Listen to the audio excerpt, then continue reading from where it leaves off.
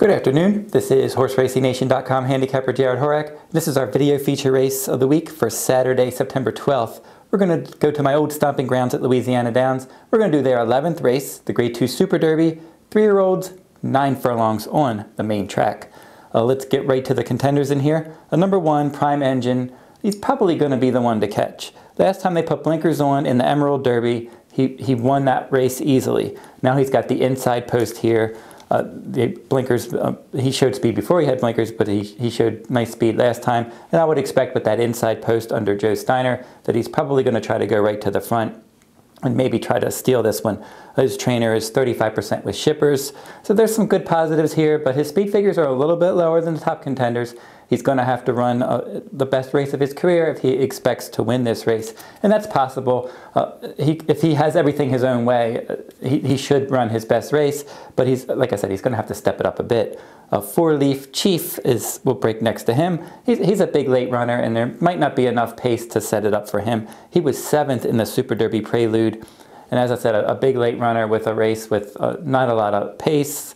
He could end up having too much to do. Expect him to be double digits back early, and he's going to try to get involved late. The Pickett Factor is probably going to be your favorite. He won that Super Derby Prelude. He has 5 career starts with 4 wins and a third.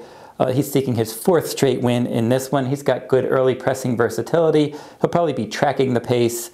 And if he runs back to that last race, he's obviously a solid contender in here. Fusaichi Flame, he was 4th in the Prelude, 10th in the Iowa Derby, 5th in the Louisiana Derby. They're going to put blinkers on. He's capable of showing speed in here, and I would expect he's probably going to be at least a pace factor, but he's going to have to really step it up if he expects to finish in the top 3.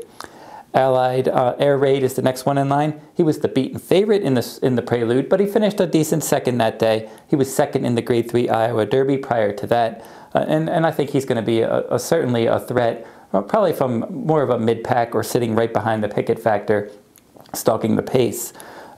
Choco Apologies, the next one.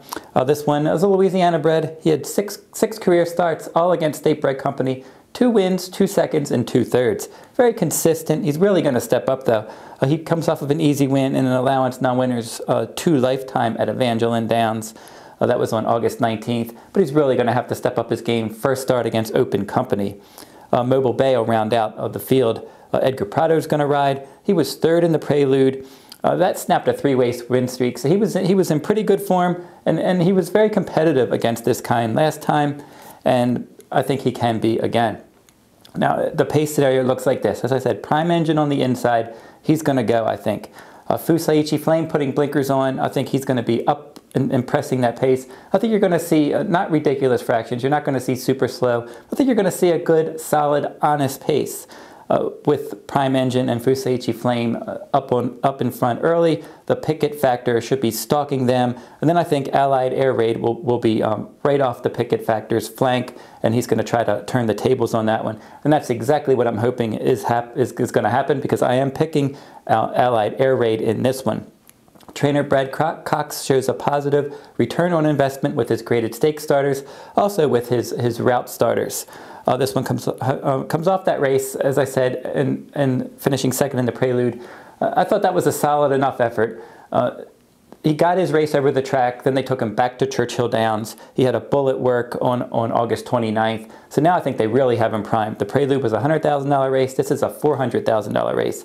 I think they wanted to get a race over the track. They got that accomplished, and it was a good race. Took him back to Churchill, got a bullet work. They have him really primed to run a big race, and I think now he's going to offer more value, and he can turn the tables on the Pickett Factor. My second choice, an obvious threat in here, likes the track. He just beat my top choice. And then Mobile Bay will be my 3rd choice. He did finish 3rd in the Prelude. Edgar Prado's going to ride. His speed figures are just underneath the top 2 contenders. So if he can move forward just a little bit, he can be a threat. And this is how we're going to play this one. We're going to really let it ride on Allied Air Raid. We want him to win. We're going to make a $20 win wager on Allied Air Raid. Then we're going to play a $15 exacta Allied Air Raid on top of the Pickett Factor.